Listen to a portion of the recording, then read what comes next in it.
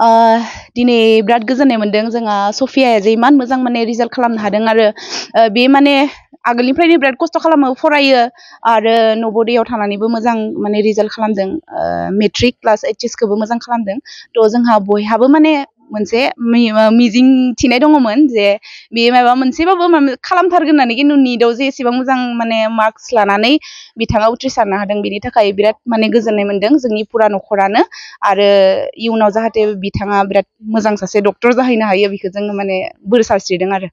खुलुमबाय आंनि मुङा सफिया रानि बर' आंनि आफानि मुङा महेन्द्र बर' आरो आइनि मुङा सुमिका बर' आङो 1 नं टटलापारानि थागिरि आङो गिबियावनो आङो UN एकाडेमियाव फरायदोंमोन भेरगावआव ओमफ्राय आङो क्लास 6आव जेब्ला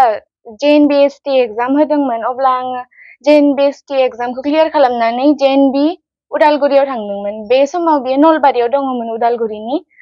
ओमफ्राय बेयाव थांनानै आङो क्लास 10खौ क्लियार खालामबाय ओमफ्राय बिदिनो लकडाउन जानायनि उनाव आङो सानदोंमोन बाहेरायाव फरायगोन होननानै नाथाय आङो बेयावनो थाबाय माने 11 12खौ बेयावनो फरायबाय 12खौ आं क्लियार खालामखांनानै आं सानबाय माने बे निटनि थाखाय एसे कचिं लानोसै नामा होननानै ओमफ्राय आङो बे पटेन्शियल एन्ड कनसेप्टआव फरायदोंमोन फार्स्टआवनो ओमफ्राय आंनो एसे प्रब्लेम मोनबाय आं थानाय लानायाव ओमफ्राय आंनिनो गोरोन्थिमोन बेबो ओमफ्राय उनाव आङो बे खेबसेयाव आंहा जायासैखाय आङो फिन खेबसे गुवाहाटीनि आर्ट लार्निंआव आं फरायदोंमोन बेहाय आर्ट रेसिडेन्सियेल होननाय मोनसे आरो आर्टनिनो मोनसे ब्रान्च दङ बेयाव अनलि गार्ल्सनि थाखाय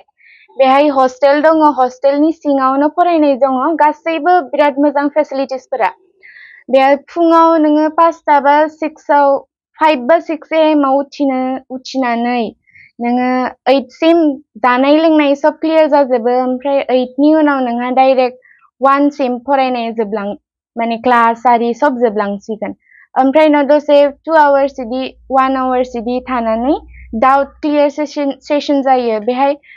टिचार्सफोर इदि एलटमेन्ट खालामनाय थायो बेहाय बे सासे दिनै सोरबा सासे टिचारनि बा गाबोन सोरबा गुबुननि इदि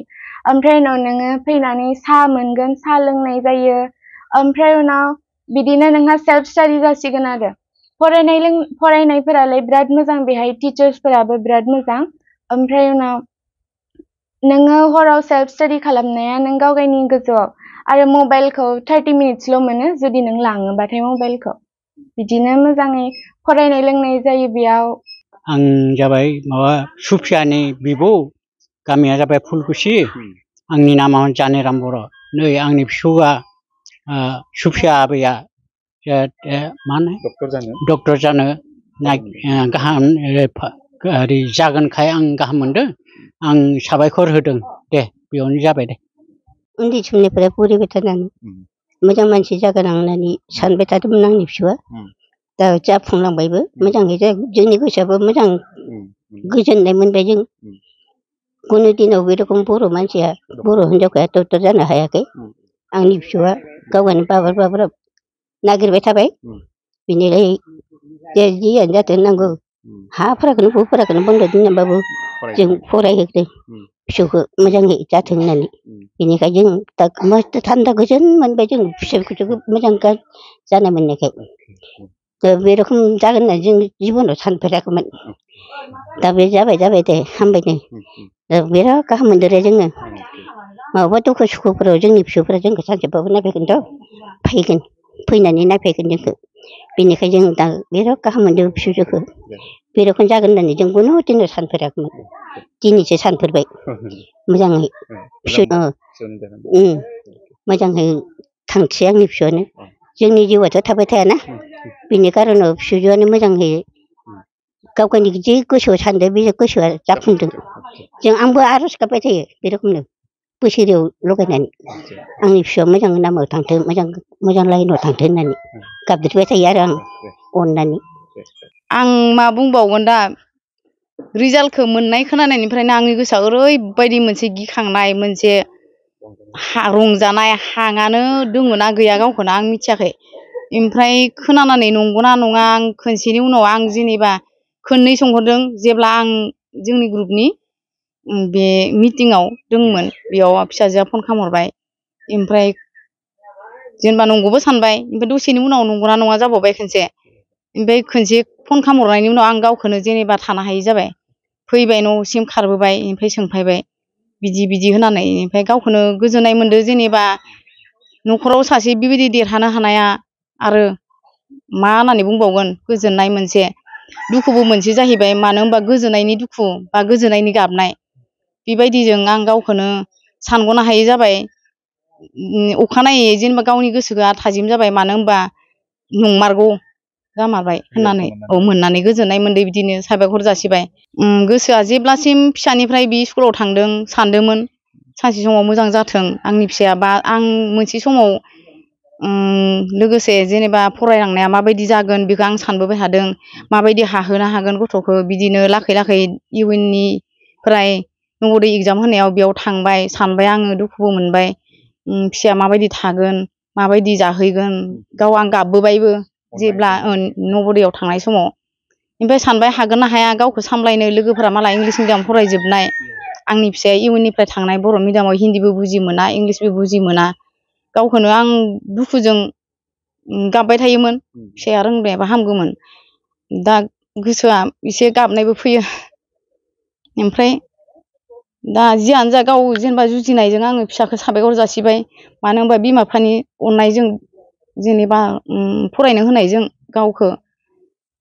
साक्सेसफुल जानो हाबाय आरो बिदिनो आं सानबाय मोनसे समाव जेब्ला मेट्रिकखौ होबाय बिनि उनाव आं टिभियाव नुबाय जेनेबा मोनसे मा होनगोन दा बियो जोंबोथ' एसेबां मिथियासै माबाफोरखौ फरायनायनि बिखय दा बेयाव आं नुबाय मबेबा चेनेलाव स्टुडेन्ट जनानै टिचारनि बा डक्टरनि फरायनाय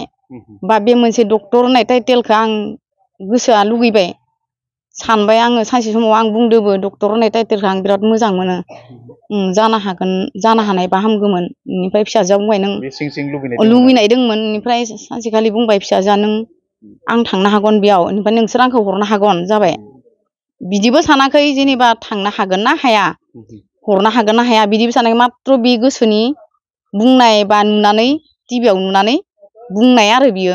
लुगैदोंबो खिन्थु हागोन ना हाया बेखौ मिथिया दा सानसे समाव बिदिनो सानै आं इसोरनियावबो गाबज्रियो फिसाया मोजां लामा थांथों फिसाफोरा जेनेबा गाज्रि गोसोनि जानाथों मोजां लामायाव दावगालांथों इसोरनियाव सानफ्रोमबो आं आर'ज गाबो फिसाया लोगोसेयाव गैयाबाबो आं बिसोरनि नामखौ बुङै बुङै आं आर'ज गाबो बा न'खरनि गासैनिखौबो आं आर'ज गाबो लोगोसे जोंहानि बिसायनि गासैनोबो बिदिनो दा बुंनो थाङोबा आङो फोथायनायनि सायाव इसोरखौ गाबज्रिनायनि सायाव बा फिसानि गोसोनि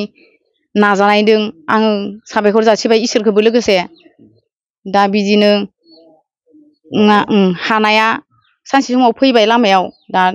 डाक्टरखौ आं जाहोनो हाबाय दा फिसाया जाबाय दा इसोराबो होबाय आं बिदिनो लोगोसे गावखौ गोजोननाय मोननायजों इसोरखौबो लोगोसे साबायखर जासिबाय